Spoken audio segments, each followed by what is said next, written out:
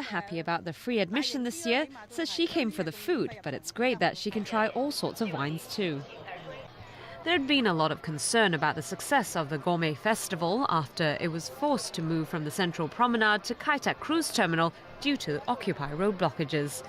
Some exhibitors pulled out of the annual event after the relocation was announced, but others who stayed on are pleasantly surprised. This wine exhibitor says about 70% of the people who tried wine at a stall also bought some. We've done over 100% more business than expected, she added. Another wine exhibitor says because there's no entry fee this year, even people who don't usually drink have been trying his wines, so he believes he's reached a bigger share of the market.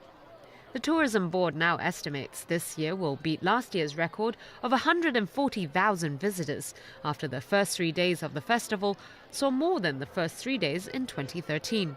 Authorities are urging people to take the shuttle buses arranged by the organizer instead of driving and will monitor the traffic conditions in the area carefully. Diane To, TVB News.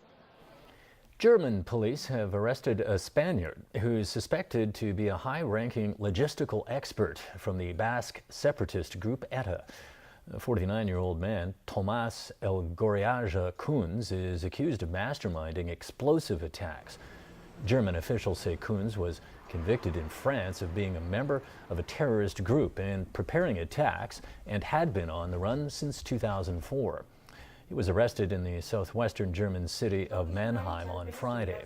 In 2001, ETA announced a unilateral ceasefire, suspending decades of attacks that killed more than 800 people in its campaign to carve out an independent Basque homeland in northern Spain and southern France. It's not immediately known what role, if any, Kunz played in the attacks. German officials say he will be extradited to France if the arrest warrant is issued. Top military officials in the embattled West African country of Burkina Faso appear to be lining up behind a soldier from the Presidential Guard to lead the country to a transitional government. But just days after the country's long-serving president suddenly resigned, there is growing concern that another military ruler is now calling the shots. In the sweepstakes to run a country suddenly left leaderless, frequent news conferences are the preferred tactic. So, after days of violent protests, the military leaders vying for the vacancy left by former President Blaise Compaoré are staking their claims to lead the country. And now, Burkina Faso's top soldiers are throwing their support behind this man, Lieutenant Colonel Isaac Zida, a deputy commander from the elite Presidential Guard. This is not a coup, but a popular uprising, Zida assured his audience during a televised address. After a meeting to appoint Zida to power, military leaders issued a statement saying the transition will be decided in consultation with all stakeholders. Compaoré stepped down on Friday after violent protests broke out over his attempts to change the constitution. But jostling for the top post continues. The leader of another military faction, Joint Chief of Staff General Honoré Traoré, has also claimed he is leading the country. But for protesters who just drove out a former soldier, there is outrage that yet another military chief is being imposed on them as their next leader. With the former president's family out of the country, looters were quick to ransack the home of his brother in the capital. The military power play is also being condemned outside the country. The African Union and other African powers, along with the U.S. State Department, are calling for the military to hand power over to civilian authorities. And a group of African leaders will meet Monday to discuss possible sanctions for violations of democratic process. A man claiming to be the leader of Nigerian militant group Boko Haram says more than 200 girls kidnapped by the group 6 months ago were married off to its fighters. The claim is made in a video message released on Friday.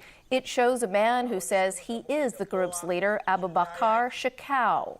The announcement contradicts government assurances the girls will soon be freed in a prisoner exchange.